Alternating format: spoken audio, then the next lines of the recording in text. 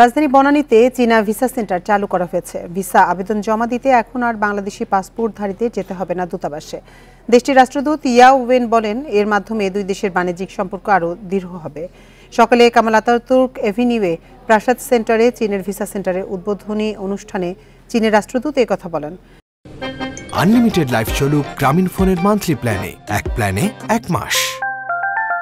বেশি সংখ্যক বাংলাদেশি যাতে চীনে যেতে পারে সেজন্যই নানা পদক্ষেপ নিয়েছে চীন দূতাবাস। নতুন ভিসা সেন্টারের কারণে বাংলাদেশিদের ভিসা প্রক্রিয়া আরও সহজ ও দ্রুত হবে বলেও আশা প্রকাশ করেন চীনের রাষ্ট্রদূত। আগামী রোববার থেকে শুরু হবে কার্যক্রম, তবে কূটনৈতিক ও অফিসিয়াল পাসপোর্টধারীদের ভিসার আবেদন দূতাবাসে গিয়েই করতে হবে।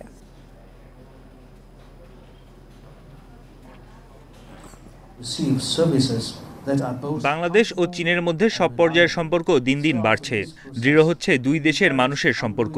ভিসা আরও সহজীকরণের জন্য ভিসা সেন্টার চালু করা হয়েছে। চীনের এই নতুন স্মার্ট সেন্টারের মাধ্যমে ভিসা পাওয়া আরও সহজ হবে এবং দুই দেশের বাণিজ্যও বাড়বে।